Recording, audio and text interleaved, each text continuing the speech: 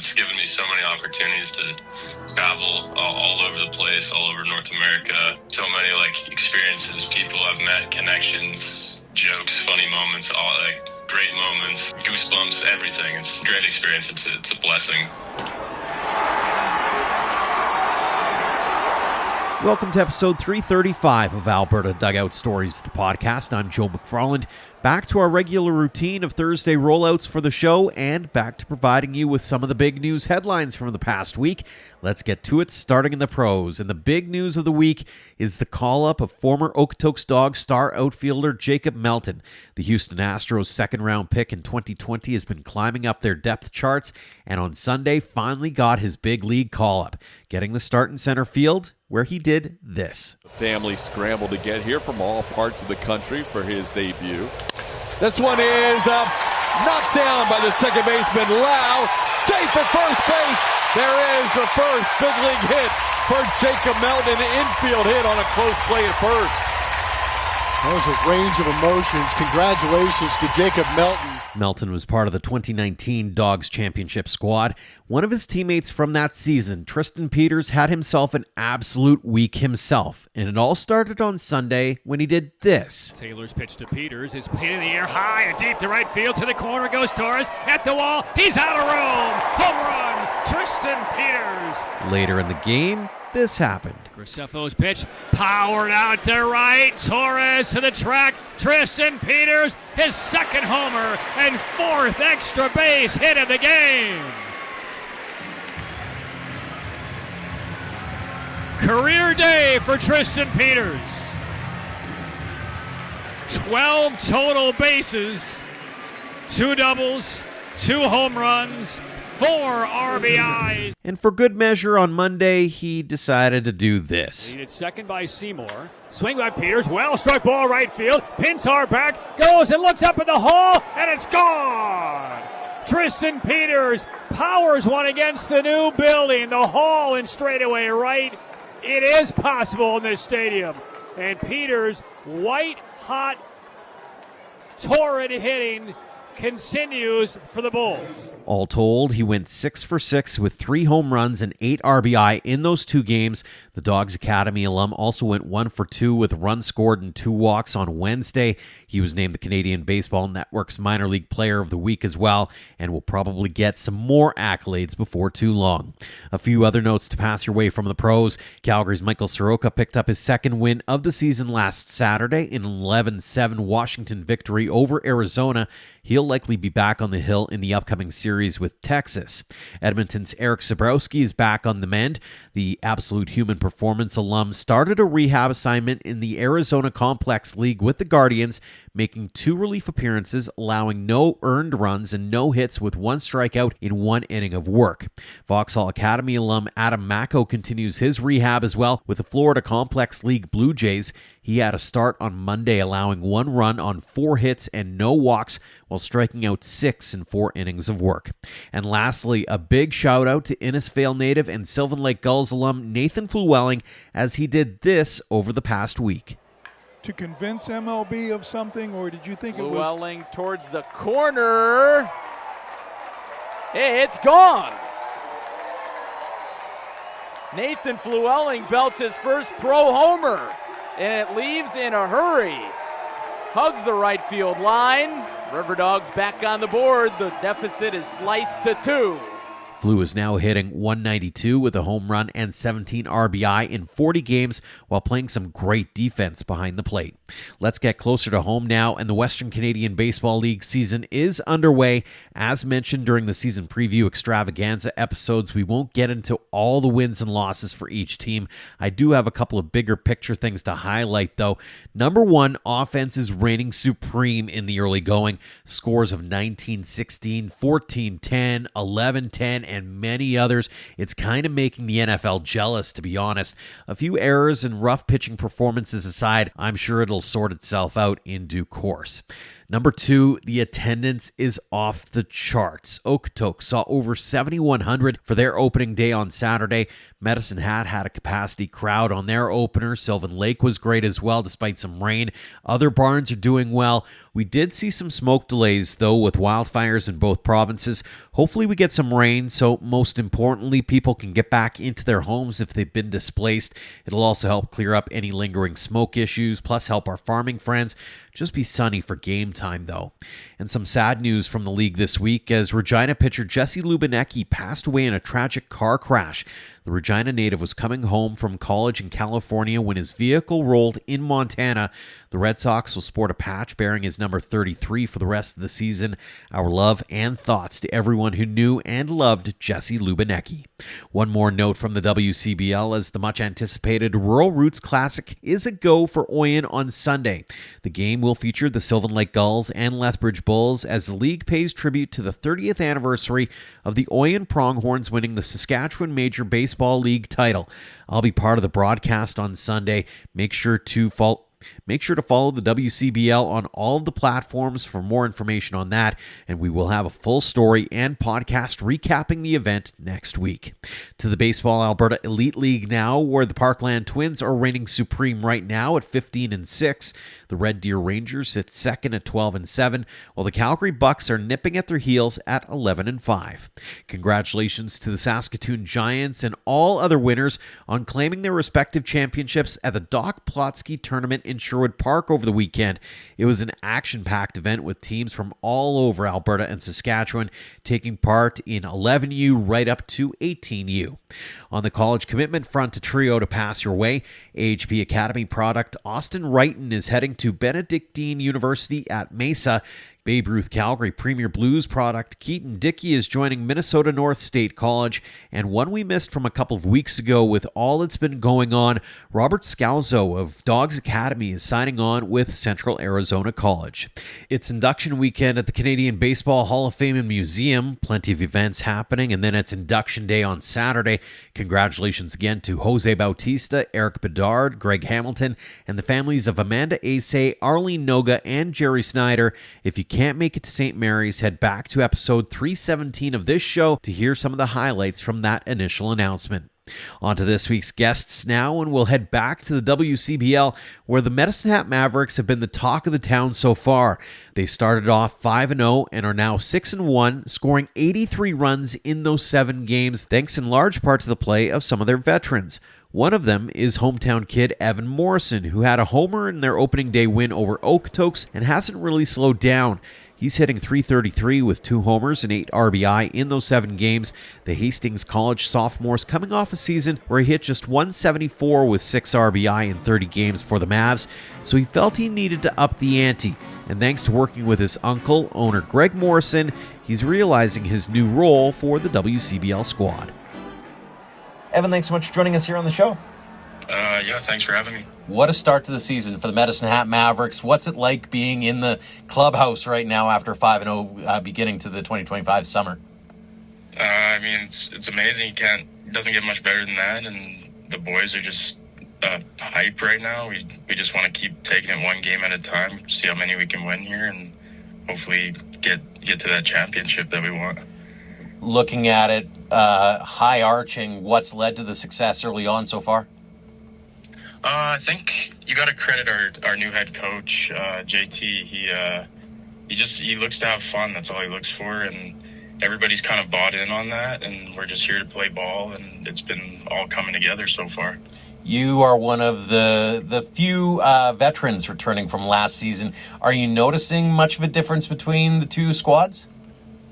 Last year we definitely had a good team as well, but this year the chemistry just, I feel like, clicked instantly, and I have to kind of take on a different role as I had last year, and I've just kind of tried to embrace that so far, and everything's just been going our way. So yeah. What's the role in your eyes, and how has that changed? I wouldn't say necessarily a leader, but in ways, like, you kind of have to show the guys, like, how to go about things, and it's easy when you're winning. We haven't experienced much losing yet, but Yeah, I think they're all pretty smart guys too. Like, they know how to handle the mental side of the game, but having those returners on the team kind of helps them, be like, okay, these guys don't give up, and like, we can really do this. Mm-hmm. How much of an influence is your uncle in the grand scheme of maybe helping you see that new role or that adjusted role? Yeah, before the season started, I was kind of working with him a bit, and he'd tell me, you got to take on this a little bit more of a leadership role this year. So he kind of got me mentally prepped for that beforehand, and I just kind of went into it, just having fun. Whether it's a Tyler Vanesti or the Volcano brothers, or I know Micah Dvorak's on a bit of a roll as well. Yeah. Is it a matter of some of these guys just getting a year older, a year wiser? I mean, yourself included in that, is knowing the game, knowing the town, knowing what's kind of expected of you? Yeah, I think that's a huge part, the first year, like, for me especially, it's just like a learning curve. You got to get used to the atmosphere. My whole life, a lot of these guys too, like, you don't play in front of crowds of 1,000 plus or whatever, so it's a different atmosphere, and you just you got to block those out and just know you're playing the game. It doesn't matter where you are, you just got to play the game how you play it, and things will fall into place from there. How cool was it to see a jam-packed athletic park on opening night last Wednesday? Oh man, it was electric. Like, that was just everything I wanted in an opening day, playing the reigning champs, having a barn burner of a game, and ending it with a walk-off. Like, it doesn't get better than that, and the fans were just cheering super loud, and they always got our back, so I love the support. I'm sure you probably would like to do without having a 5-run top of the ninth scored against you in that game. But I mean, like you said, Wilde game, kind of what you almost expect out of the first couple of weeks, as you get your bearings about you as a team before things really settle in. Yeah, you just we're all feeling it out still, and it's good that this is the kind of baseball we're playing while we still really don't know each other yet. We're not like super connected yet as a team, but I think it's going to start rolling, and we're really going to start playing better baseball than what we've already played. Mm-hmm. Heading into this summer, did you have any goals or expectations of yourself? Yeah, I definitely expected a lot more for myself this year than last year. Last year, it just didn't go how I wanted it to go personally. I just had a slump all summer, I felt like, trying to change things up. This year I just came in, told myself, you can do this, you know what kind of ball player you are, and I just go out there and have fun and shut my brain off and try to put on a show for the fans. You've done that in spades so far. What's it going to take, in your eyes, for the Medicine Hat Mavericks to be champions in 2025? I don't think we got to change much right now. I think we don't got to think too much about it, and it's just taking it one game at a time. Like I said, our head coach, he's really good at reminding us, like, today's a new day, we're 0-0 on the day, and we just got to go take this one. And everybody's calm, cool, and collected right now. Nobody's freaking out when we're losing, and it's just awesome. I think everybody has that grind mindset that you want, and I think that's going to take us pretty far. What would it mean to you to bring home the championship? I mean, it would mean everything. Like, hometown, obviously with the Tigers going so far too, it'd be great to have Medicine Hat just winning all year. And I don't know. I think it's a feeling you got to kind of experience before you kind of imagine what it feels like. For sure. A couple of fun ones here before we let you go. First off, how'd you get into baseball in the first place? I always love asking that question about, like, the origin story, because a lot of Canadians, they love their hockey, they love their football. How'd you get into baseball? Yeah, my family is very hockey baseball, and I just never ended up getting into hockey, and they put me into the T-ball early, and I just loved it as a little kid. I just loved hitting that ball, and from there I just kept on playing. Obviously my uncle, like, he's a big baseball guy, so I've just been around it my whole life, and luckily I've loved it on my own. I haven't been, like, made to love the sport, so it just makes it that much better that I love it and my family loves it, and I just have a lot of support around me. Any favorite memories or moments on the field where you had to take that step back and go, man, I can't believe I get to do this? I mean, it's got to be that opening day home run I just hit the other day. Like, that was crazy to me. I felt like I blacked out around the bases. It was just a great feeling, amazing feeling. I can only imagine. A couple more for you. When those young kids are coming up to you after a game and they're asking, how do I get to where you're at now? They're just starting out on their baseball journeys. What kind of advice or words of wisdom you like to impart upon them? Always have fun. Just remember, play like you're a little kid on the diamond, no matter how old you are. And don't think too much. Thinking is the worst thing you can do in this game. So just don't think too much and just go play. Just go have fun. Love it. Last question. It's one we ask everybody here on the show, Evan. What does the game of baseball mean to you? It means everything. I don't think if I don't have baseball in my life right now, I don't feel like I have anything. It's been everything for me for the past 20 years, and I just want to keep playing as long as I possibly can and just keep having fun. Keep having fun. Fantastic stuff. Well, really appreciate the time, Evan. Congrats on all the success to this point and to this point in the season. Best of luck the rest of the way with the Mavericks and beyond. And again, thanks so much for joining us here on the show. Thank you very much. I appreciate it a lot. Next up, we introduce you to a brand new segment. Ian and I were at Media Day for both the Sylvan Lake Gulls and Okotoks Dawgs recently, and given that we want to be at more games this summer, we thought we'd do something different this season. We're calling it In the Dugout. Kind of like our quick hit conversations for the WCBL Season Preview Extravaganzas, we'll bring you one or two of them every week. We'll start things off in Sylvan Lake, where Ian tracked down hurler Hunter Jones. The Edmonton native went 3-0 with a 3.53 ERA in 12 games last summer and is hoping to play an even bigger role in 2025. Andre, you're making the exhibition start tonight. I don't want to go too deep into your expectations for tonight, but how's it feel to be back at Gulls Field and just soaking up the sun a bit? It's a pretty surreal feeling coming back to Sylvan every summer. You know, last summer I think it was the greatest summer of my life, so I'm hoping to either repeat that or make it better than last summer. But tonight, this is back-to-back years I have to start against the Riggers in the exhibition game. So hopefully I can give 2 to maybe 3 good innings, just getting ready for the weekend. We go down to Fort Mac immediately, which isn't always fun, but oh well. Yeah. So today is obviously like a get back into the roll of things, but I'm always going to have that mental, compete, go do your job, you know? So hopefully I can put on a show for the fans and the team, and I have goals for myself, so I hope I can reach those by the end of the season. Can you share some of those goals with us? Yeah, absolutely. The first one, win. I want the ring to be in the championship in Sylvan, but for me, this is my 4th season with the Gulls, and I'm yet to be an all-star. So hopefully I can do that. That's a goal this year. Obviously, more strikeouts than walks. Keep the walks to a minimum. If I can keep it under 15 on the season, that would be like 5 stars. That's amazing for me. But if I can keep the walks down, I know my strikeouts will be there, but it's always 9 versus 1. So I'll let the boys behind me do their jobs as well. But those are my 3 goals: win, all-star, strikeouts over walks. Give me the scouting report on Hunter Jones. What's your arsenal? What's the go-to pitches? So I got 4 pitches: fastball, changeup, slider, curveball.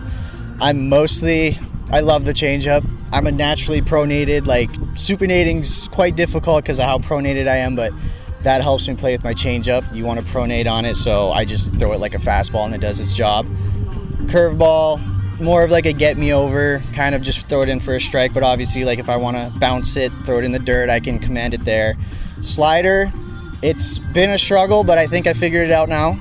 The slider's always been something that, because it's a lot of supination, it's been tough for me, but I think this is the summer where it'll excel in my arsenal. But mostly fastball, changeup, but I throw the kitchen sink at them, so I'll pitch backwards from the get-go if need be. You're an Edmonton guy. Are you an Oiler fan? Absolutely, go Oil all the time. Good stuff. So you're going to be pitching while they're playing. Are you going to be getting updates to the dugout, or maybe? Usually, last year in the Stanley Cup playoffs, we'd in between innings, the game would be up on the jumbotron. So hopefully they can give us some updates. I need the Oil to win. We need to bring one to Canada finally. Yeah, awesome. let's talk a little bit about the big rivalry was Okotoks last year. I assume that's the big rivalry this year for you. Was there anything you learned from just playing Okotoks so much last year and over the years from what they've been able to do? Yeah, absolutely. Being from Edmonton, I've been playing against Okotoks since probably I was like 12 years old, but so I've always had my personal beef with them, but obviously it's like all the respect to them. They're a great club. Everything about them's great. They got a great facility and stuff, but it's always very competitive playing against them. Some emotions may fly out there.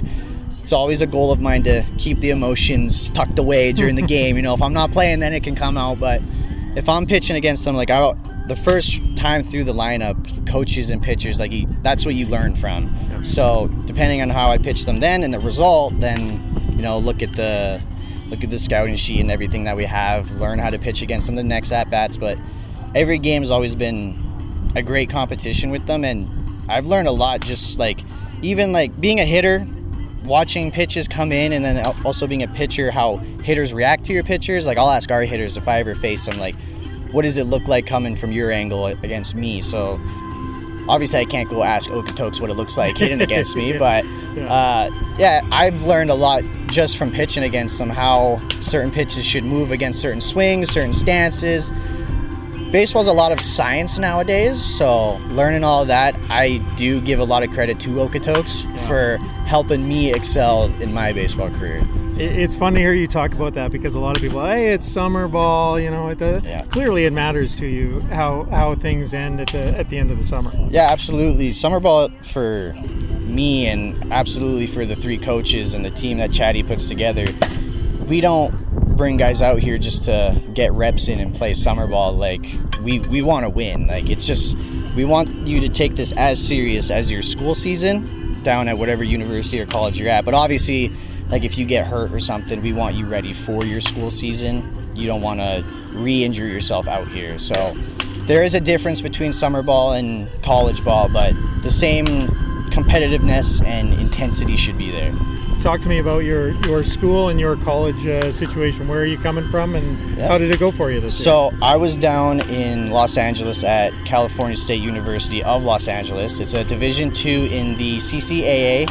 Unfortunately, when I transferred right after New Year's, so I was ready for a big season. It was going to be great, hopefully get some looks at me, and then the NCAA or the school couldn't clear me to compete. And it wasn't it wasn't grades or anything. They just, and every time I asked for an update, they were like, oh, we're so close. So I was just a warrior in practice, live on live. So that's what I was doing all season. But so this, saving your good innings for the summer. All my innings are ready for the summer, so I'm ready to go. Awesome. I've been itching to get back on the field, so this will be fun for me.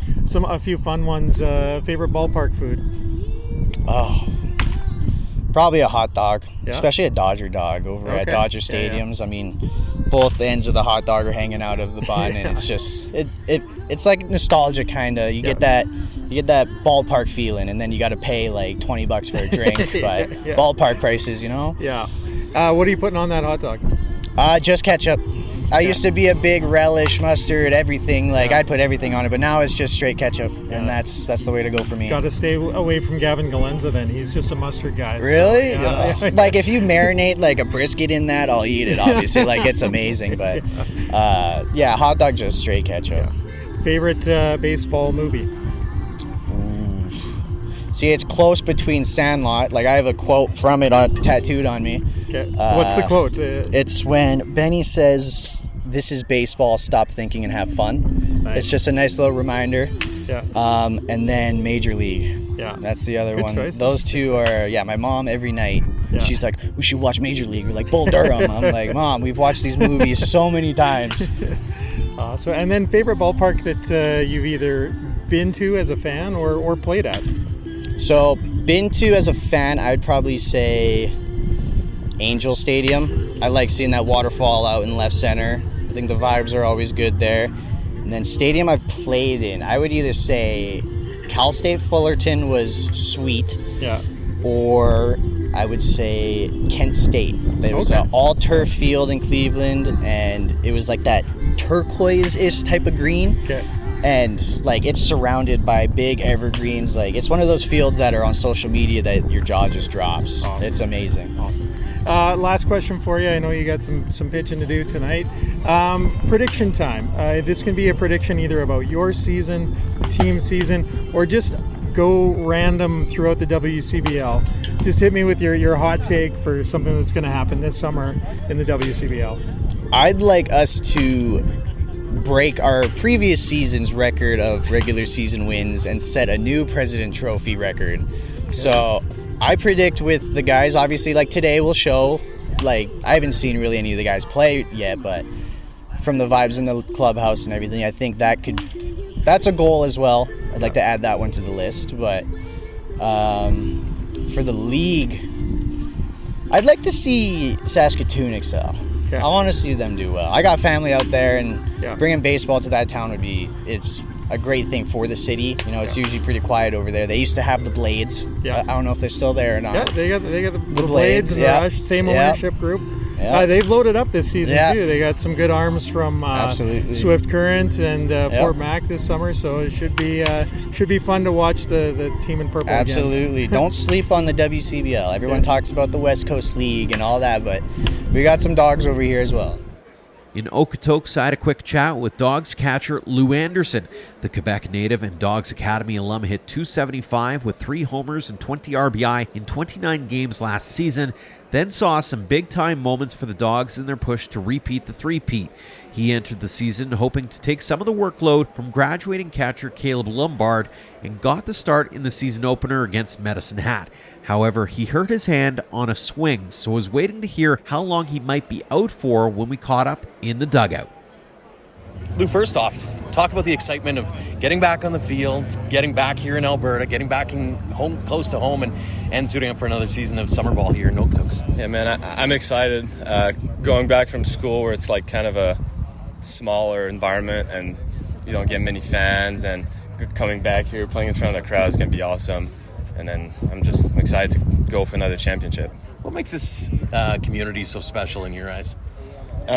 Just like how much they care, how much the fans care. Like obviously year in, year out, like we get the best attendance in basically North America. So like you can tell people care about this place, and it's just fun to play in front of them and for them. Mm-hmm. You get to maybe play a bigger role. I'm sure there's been conversations had between you and some of the other catchers with Caleb gone. Yeah. Was that kind of an expectation walking in this year that, hey, we got to take the ball and roll with it a little bit? Yeah. Well, obviously I knew Lombard was leaving, so I'm expecting to have a little bit bigger role. Took his number this year too, kind of carry on Lombard's legacy. But no, I'm excited. We'll probably, I think there's 4 of us this year. We'll probably be splitting time, but man, whatever the team needs to win, I'll be there. What did he mean to that group as a you're a young cat, especially as an academy guy, getting to watch a guy who was, I'll call him the consummate professional that way, right? Yeah. What did he provide for you young catchers as you're making your way up and wanting to be in that position one day? Oh, he meant a lot. I first met him, I was in grade 12, and obviously I'm this 17-year-old kid, and he's already pretty old, but just like kind of saw him as a mentor, and just the way like I call my games is based a lot on how he did it, and then just having a older figure kind of being there and someone that's been there before, that's played in front of these fans for years. It's awesome to have. I'm excited to take over and kind of hopefully do the same thing for the younger catchers. For sure. As a guy who went to the academy first here, what's it like? You go from being the guy selling 50-50s on the concourse to the one who everybody's cheering for. That's got to be kind of a surreal feeling. Oh yeah, no, it's awesome. Like obviously, I kind of grew up watching all these guys play, and then being on the same field as them just feels surreal. It's an unbelievable experience. I'm excited to be back and to have this feeling again. For sure. I love getting into the baseball past a little bit. How'd you get into the game in the first place? Like baseball? Yeah, like just when you were a young kid, like who got you into it? And do you remember that moment kind of thing? Yeah, my best friend, I grew up playing hockey, and then my best friend that introduced me to hockey kind of just was like, hey, like, obviously there's no hockey in the summer when you're that young. He's like, I'm playing baseball if you want to join. My dad's coaching, and then he kind of got me into it. And then his dad has been my coach when I go back home for 15 years now. So like, he's the one that got me into baseball. Mm-hmm. Looking back on the young career to this point, any favorite memories or moments where you just had to take that step back and go, man, I can't believe I get to do this? Yeah, no, by far, well, I think I have two. Obviously, winning last year was by far the best like baseball memory I have, and then the other one I would say was we're playing Lethbridge Game 3, and I didn't play that game, got to pinch it at bat and hit a double down the line, and then I got pinch ran, and Ricky ended up getting a squeeze bunt down to win the game and go play Sylvan in the semifinals, I guess. So that was probably my two biggest moments I've had ever playing baseball. Very cool. A couple more for you before we let you go. Yeah. First off, what would it mean to you to win another championship? I know you got one, but how driven are you for two, and what would that mean to you? Oh, it'd mean a lot. That's one of the main reasons I came back. Obviously, like, this is the best place to play in summer baseball, but just might as well go for 4. We've done 3, like 3-peat's cool, but no one's ever done 4, so it'd mean a lot for the program and for this team to go and win another ring. Do you guys feel any pressure in the room? Not as much as pressure, more like a target behind our backs. Like the coaches kind of touched on it in our preseason meeting, but everyone wants us to lose. Like the whole league, the WCBL executives and the coaches, every other team just wants us to lose. They don't want to see the Dogs win again. They want to see some change, but we're not about that. We'll go and compete every day and go win another championship in late August. Final question for you. It's one we ask everybody. What's game of baseball mean to you? It means everything. Like, obviously, I've been playing baseball for almost 16 years now. It's like I moved from Quebec all the way to Alberta as a grade 12 to play baseball. Like, I lived with my host family and moved away from home, didn't see my parents, my friends, I've been away from home for 4 years, so it means everything. Like, being able to play the game I love in front of these fans, but also being able to go to school and get a degree playing baseball, it's awesome. Like, I'm grateful for that opportunity that not a lot of people get to experience in their life. For sure. Well, Lou, really appreciate the time. Congrats on all the success to this point, continued success here in Okotoks and beyond. And again, thanks so much for joining us here on the show. Thank you. Appreciate it. And we'll wrap things up this week with a young man we haven't chatted with since January of 2021. We first introduced you to Airdrie's Evan Wilde after his outstanding, albeit shortened 2020 season with Cloud County Community College. He pitched with the Sylvan Lake Gulls in the abbreviated 2021 campaign, even being part of the team's first combined no-hitter. Then he went to Niagara University, aiming to be a big part of their rotation. However, he missed the 2023 season after undergoing Tommy John surgery. Wilde admits he struggled coming back and weirdly found himself becoming a first baseman to finish out his collegiate career. He hit .250 with 6 homers and 17 RBI in 29 games for the Purple Eagles. We talked about the whole journey, his transition to not being a pitcher, and what might be next for the newly graduated utility man. Evan, thanks so much for joining us back here on the show. Thanks for having me. I think your Instagram post kind of says it all, doesn't it? Started as a pitcher, finished as ... not a pitcher. Tell us a little bit about that transition. Yeah, it's not exactly what I was expecting, for certain. You know, so I'd just played with the Riverhawks the last summer, just as a pitcher, and I really didn't have any thoughts about hitting again until it was the end of the summer, and we got pitcher's BP one time in Nanaimo because we had just thrown a shutout. You know, that's how it works. So we were hitting pitcher's BP. We got 2 rounds of 4 pitches or something.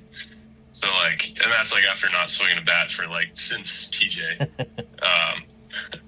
then I just remember hitting. I didn't even hit that many that well out of those 8 pitches, but I hit one that was just a line drive up the middle, and it felt like it came off the bat at 120, and I was okay, like maybe like, you know, I didn't really have much to say about it because it's, you know, pitcher's BP, but I was like, all right, well, maybe that was interesting for sure. And then fast forward to, you know, our open field time in Niagara.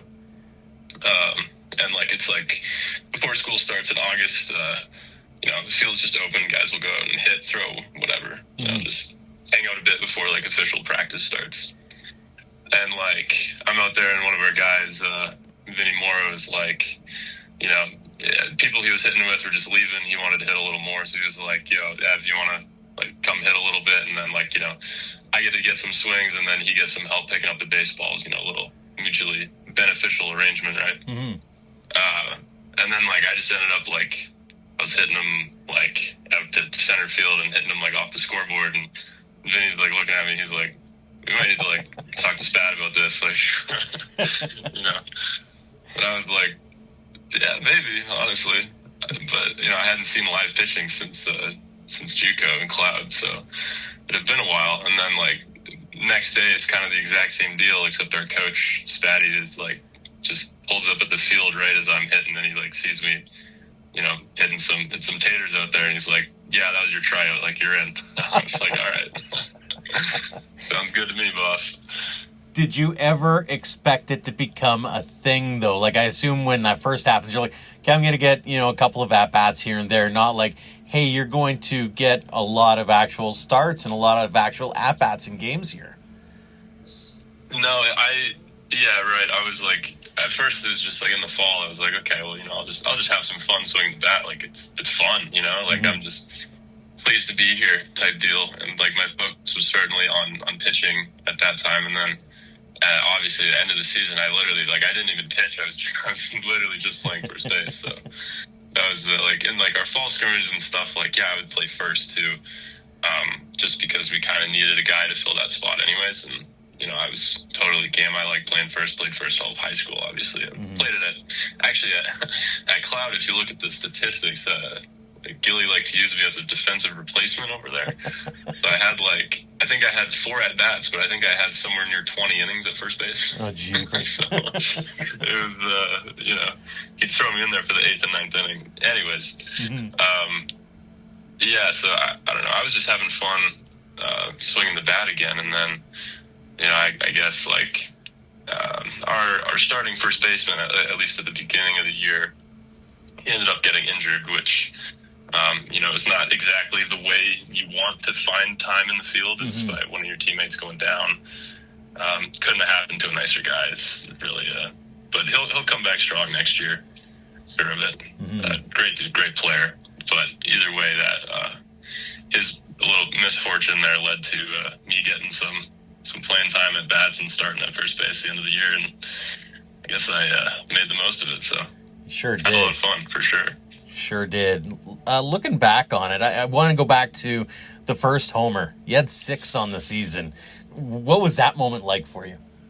Honestly, I really couldn't believe it, to be honest with you. I knew it right off the bat too. Like I was still probably the maybe the last one at Canisius, but that was probably the one that I hit the best as well. I don't know. I was just out there trying to have fun and like be aggressive. Obviously, you know, I mean, like I struck out a lot that series. I won't lie. I did. I still struck out like a pretty decent amount over the course of the year, honestly. But maybe we can chalk that up to just not seeing pitching for a long time. But I definitely felt like I started to adjust on a, I don't know, gradual incline throughout the year. Just kept getting a little bit better. That first one was that was special. I remember like after I was thinking like, well, you know, like nobody can take that away from me now, you know. I've at least hit one. So. And then you end up with 6 in the end. You mentioned the word fun. I'm curious, how much fun were you having out there trying something completely different and not exactly on the path that you were kind of expecting when you first landed at Niagara? Yeah, I mean, that's the end of this last season. That was the most fun that I've ever had playing baseball, for sure. And I think a large part of that comes from just the frustrations of, you know, my first year at Niagara, I had tied the program record for starts with 15 starts, and then obviously I ended up getting Tommy John at the end of that year.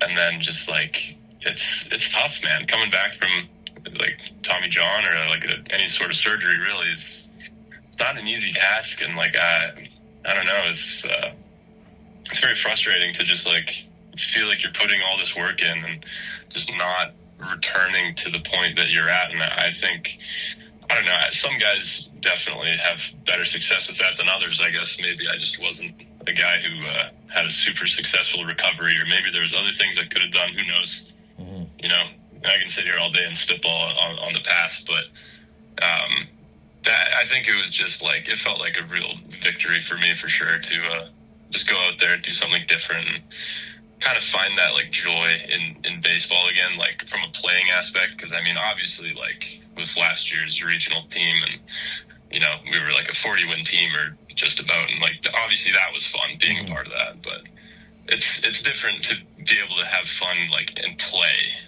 you know. Mm-hmm. So that was just a great experience. It's kind of different too for you because, you know, everybody knows you get that senior season, that seniors day kind of thing, all that comes along with it. And everybody talks about how you get ball out essentially. Here you are balling out in a completely different way. Like you're kind of getting right back to where it all began to a certain extent. Yeah, I mean, that's a way of putting it, for sure. I mean, it's funny you mentioned senior day. Our senior day was one I won't forget for certain. I don't know if you heard about that, but we ended up getting, like, we had like benches cleared and everybody got suspended. Oh, jeez. On our senior day. So that was, you know, unfortunate timing for that, but I hadn't heard that story, so you're gonna have to go on about it a little bit here. Well, I don't know how much I should say. I'll leave names out of it, but basically, one of our guys kind of made not like a intentional. I don't think it was just kind of more of a reckless in the moment sort of reckless reaction to a play, and that caused him to kind of get swarmed by the other, like a couple of the other guys on the other team, and then, you know, we had to jump out of the dugout. They jumped out of the dugout and ended in a double forfeit, and some guys got 4-game suspensions, and both the entire teams got 1-game suspensions, but they let you like stagger suspensions, I guess, in that situation. So we had a weird game. If you go look at the first game that we played against Fairfield this year, you'll see a very interesting lineup where we have a pitcher in right field and a pitcher DH starting on the mound, and I think 5 freshmen in the lineup. So I think the Google searches and the YouTube searches are about to start as people are listening to this piece. I mean, obviously that's a crazy ride all on its own, but when you look back on the 4 years that you've spent over at Niagara, what stands out to you? What's maybe the biggest highlight or the coolest moment you had? I mean, it's got to be hitting the cycle for sure. I mean, that's I don't know. I mean, I've had a lot of memorable ones on the mound as well. Like I remember getting my first like NCAA win in Asheville my first year, but it's that really just nothing compares to the cycle. I really didn't even think that was going to happen at all. I still can't really believe that it happened, mostly because I don't think I've ever hit a triple in my life. But hey, there's a first time for everything. I mean, walk us through that last hit, though. When did you know that was on the line in that moment, or was it something where it didn't really dawn on you until you got back to the dugout? Like, walk us through that whole progression. Oh, no, I mean, I knew it the whole time, because I started the day like 3 for 3 with, I went the double, triple, and then the home run in that order. So going into my 4th at-bat, I knew I just needed the single. And then I won't lie, I got a little nervous. I struck out twice. So I went double, triple, home run, 2 strikeouts, and then finally was able to get that last single. And thankfully, I even got that last at-bat. It was kind of close. Like, if we grounded into a double play, I wouldn't have been able to get that at-bat. So I'm just glad that it worked out the way that it did. Was it one of those hits where it's like a gapper and you're like, nope, I'm staying at first, or was it like a legit single? No, it was just a very true single. In fact, like, all of them were pretty true hits. Maybe the triple, you know, I definitely got a little assist with some hot potato in center field, but other than that, yeah, they were pretty well true to the type of hit that it was. That's fantastic. You and I were talking off air about the fact that it's been about 4 years since we last chatted. Episode 116 of the show, hard to believe. January of 2021. Take us into the time machine for a minute. And would 2021 Evan Wilde have ever imagined what 2025 Evan Wilde has been able to see and do over the last 4 years? I think so, because I think Evan Wilde from January 21st of 4 years ago was probably a pretty big dreamer, honestly. I think at that point in time, I probably had some inclinations of being just the two-way guy at Niagara, and obviously sometimes things don't quite pan out as you think. And it turned out I never even hit, but in January, I wouldn't have known that for sure. I don't know. I think back on that, and I even got I got a start at first base when I was at Cloud as well, and that was when that whole season I was playing on a pretty busted up hamstring. I would be pitching, and I told Gilly, I was like, listen, if there's a ground ball at first base, I can't get over, He was like, that's all right, you just go pitch. I was like, okay. So, I think that kind of slowed down my momentum in the hitting department for sure, and then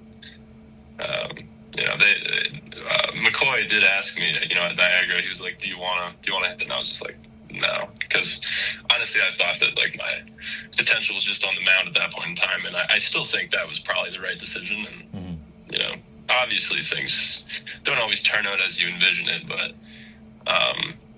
it's a bit of a wild ride, and I guess who's to say whether I would have expected that 4 years ago or not. For sure.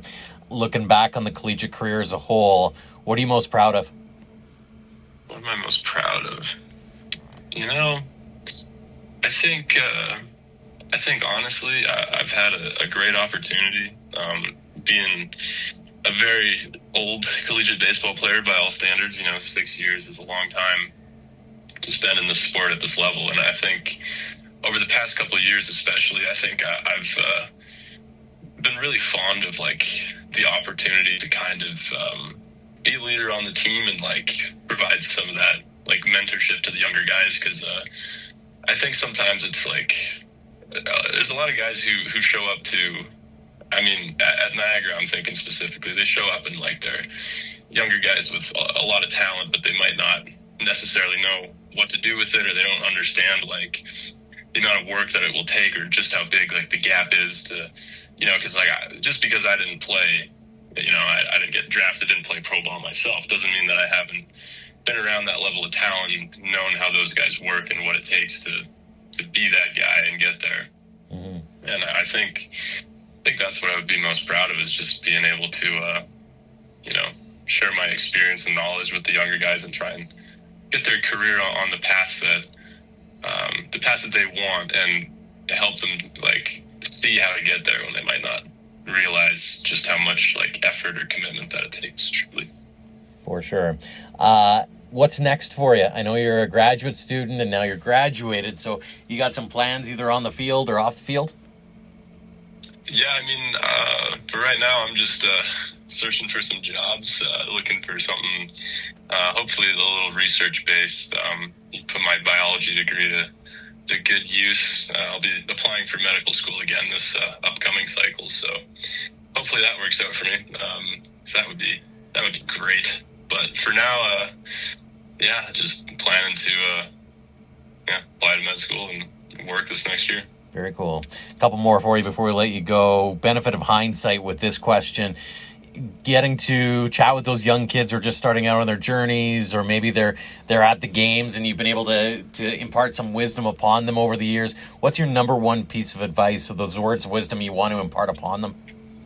Man,